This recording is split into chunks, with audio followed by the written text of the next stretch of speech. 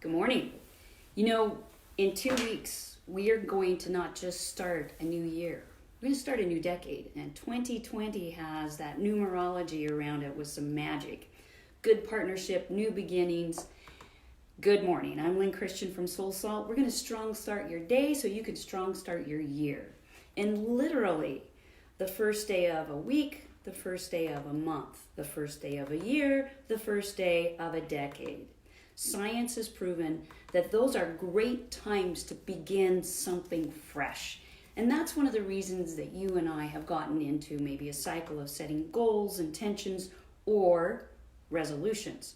Here at SoulSalt, we have an alternative to resolutions, especially for those of you where resolutions have not worked very well. And there's a reason for that.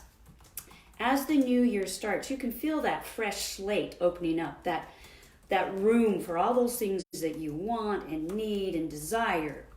And it's inviting to just plaster that brand new clean slate with all those things.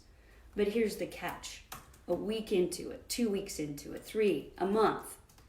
Pretty soon you find that the habits and the actions and the mindset from the past that got you where you were, that you wanted to reach beyond in the new year, have ingrained themselves so much that they've slowed you down and they've taken over your desires for those new things. And a lot of people give up on those resolutions.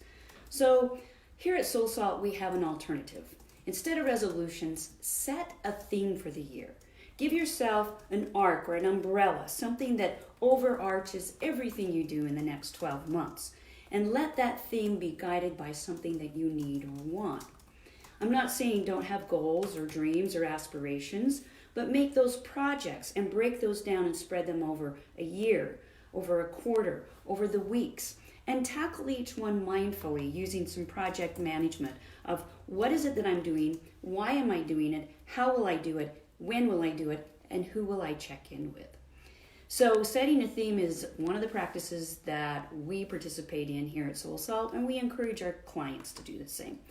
If you're interested in this, here's some how-tos. First of all, ask yourself some questions, because the first thing you need to do is set that theme. Decide what it is. Already I've heard from clients, 2 of them are going to use trust as the word for the year.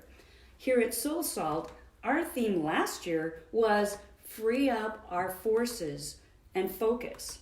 So see if these questions don't help you determine what is that theme, that overarching energy, word, theme that I can attach some of the things I really desire to happen in 2020 to happen. Here are questions to ask yourself. In this blog that I'm reading from, Shannon's going to post so you can go through it a little more meticulously if you want. Ask yourself, what do I need or want more of in this year?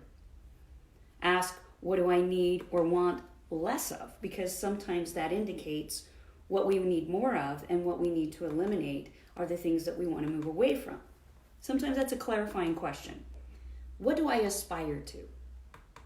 And what would give me a sense of greater integrity? Those are 4 questions that can get you started in identifying the theme.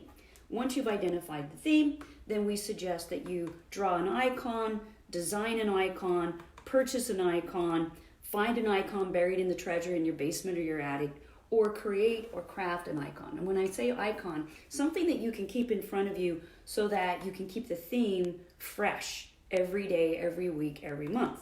Here is free up and focus your forces. I just doodled it, put it in a crystal frame, and the team and I would ask questions every week. It was on our agenda. How are we freeing up our focus and getting our forces directed in the thing that we want? And what resulted was we said no to some things and yes to some other things that kept us aligned.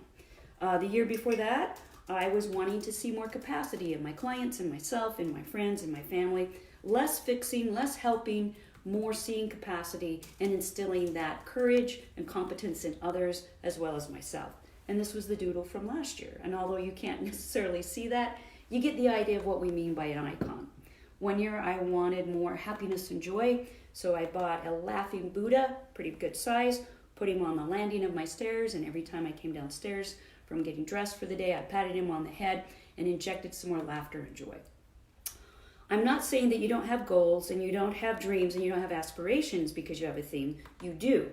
But you let them nestle in underneath the theme and you plot them out like projects and decide what you're going to do when. Here's the next thing. Keep a reflection journal or a tracking sheet. Have an accountability partner, a monthly inventory on how are you doing for that dream, that goal, that desire, and weekly celebrations when you meet a milestone. This year for SoulSalt, the theme is going to be the year of the book. We started working on it last year, getting the outline ready, getting the writing together. This is the year that the writing completely congeals. We get it to a publisher and we get it in your hands. So this year the theme is the year of the book. We'll be saying no to some things. Those voice lessons are going to have to wait. I might keep them simmering on the sideline, but I'm not going to jump in with full power to them. I want to be invited to fence internationally. I get to make it to national tournaments. I want to be invited to an international tournament. That may be 2 years down the road. So it doesn't mean that we don't have these dreams. It doesn't mean that we don't have goals. When we set a theme, we bring more sanity, more planning, and more pacing into our lives. It's an elegant, effective way to run your year.